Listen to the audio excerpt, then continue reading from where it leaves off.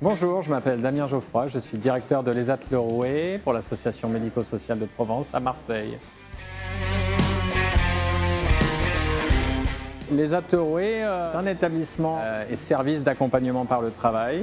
Nous sommes un établissement qui accompagne les personnes en situation de handicap adultes. Le travail est la base de notre accompagnement, donc des activités professionnelles couplées à un soutien médico-social effectué par des professionnels comme des assistants sociaux, conseillers en économie sociale et familiale, psychologues, animatrices socio-éducatrices. Voilà, tout un pool de professionnels autour de projets qui tournent autour de l'emploi de personnes en situation de handicap. Donc nous, notre mission, c'est d'accompagner par le travail. Donc pour cela, on a développé un certain nombre d'activités, parmi lesquelles les espaces verts, la blanchisserie industrielle, divers conditionnements, la fabrication de chaussures, de bombes à graines, d'emballages alimentaires réutilisables.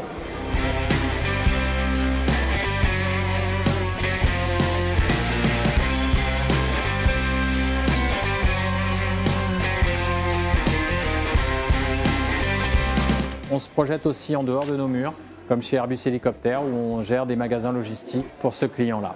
Donc nous accompagnons 130 personnes en situation de handicap et pour cela 35 professionnels répartis en plusieurs pools d'activités.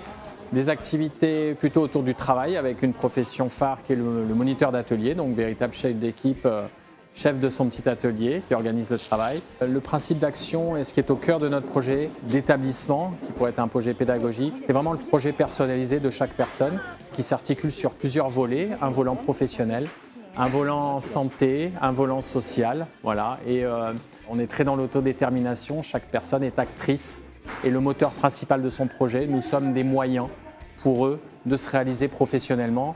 Et qui dit se réaliser professionnellement, dit aussi se réaliser personnellement. Voilà, ça c'est notre mission ici à l'ESAT. Alors parmi les nombreuses fiertés de l'année 2022, il y en a une qui me tient particulièrement à cœur, c'est la création du journal La Com de Gaston.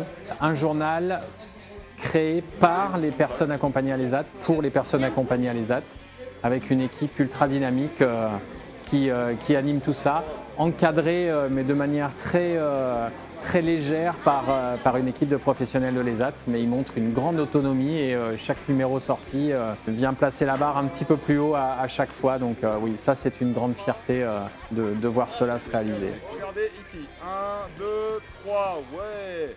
Et le deuxième point, c'est un partenariat arrivé à maturité avec un client, la société Espigas, l'espadrille marseillaise, avec qui on travaille depuis plusieurs années.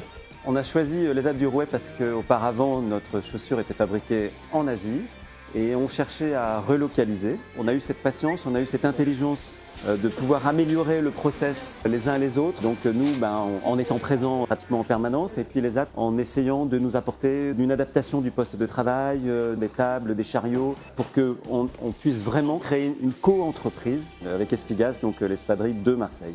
Un pari pas gagné d'avance, mais qui aujourd'hui donne toute satisfaction et à l'ESAT et aux clients, donc avec plein de belles perspectives d'avenir pour les produits fabriqués ici à Marseille dans notre ESAT.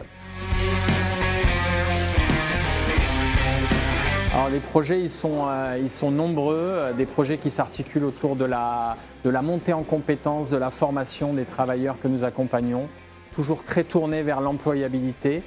S'ouvrir toujours plus sur l'extérieur, donc on a mis les moyens sur l'insertion avec un cadre législatif qui aujourd'hui nous donne beaucoup plus de possibilités que par le passé.